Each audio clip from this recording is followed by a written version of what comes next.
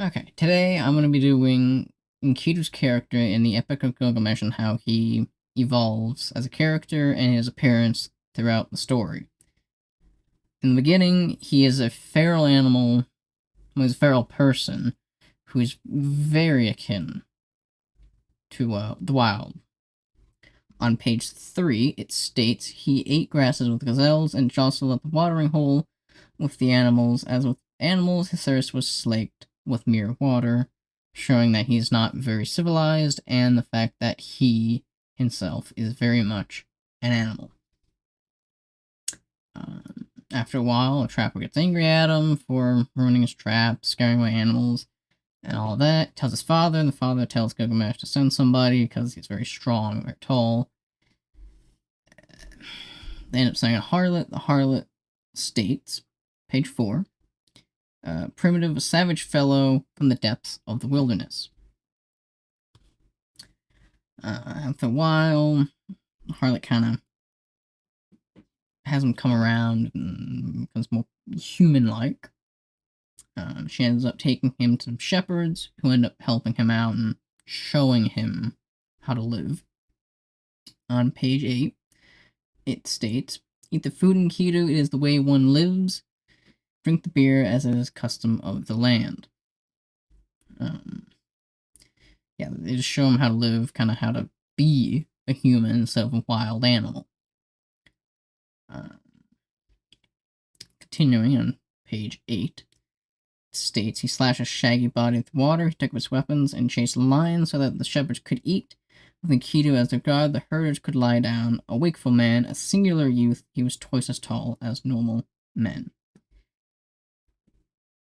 The shepherds ended up giving him a purpose and a reason. Well, a purpose and the knowledge to become a civilized person, at least in their civilization.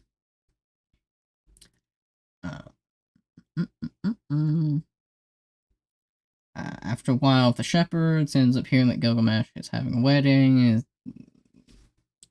He gets angry at the person, and all of that. He ends up having a fight with Gilgamesh. Gilgamesh finds that he's his equal and decides to surrender, and that they are friends and that they make up. Then they decide to get fame for themselves and kill the protector of the cedar forest that Enlil had sent. After they had killed the protector of the cedar forest, the gods sent down a bull to kill Enkidu and Gilgamesh. That fails. Gods get angry at the fact that Enkidu and Gilgamesh kill the bull. Gods decide that Enkidu must die and that Gilgamesh must live, as stated on page 25. Let Enkidu die, but Gilgamesh must not die. Enkidu lashes out the fact that he mustn't die and starts to blame others for his actions. And, starts to blame the trapper and the harlot. On page 27, after he had cursed the trapper to satisfaction, his heart prompted him to curse the harlot. After cursing the harlot, Shamash convinces him to undo the curses he did to the harlot and the trapper, and he ends up undoing them and doing nice things. But as a character, he only did those nice things to help himself out, not because he wants to. Well, he wants to, not because it was a nice thing to do. After helping them, he ends up, going to an illness and dying.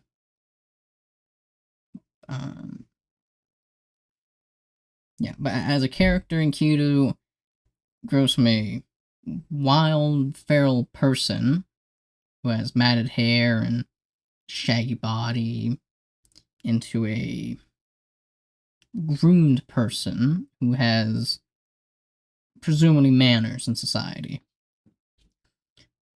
But as a character, he is shallow, not particularly nice, and doesn't really care for others. Doesn't care for others' feelings, thoughts.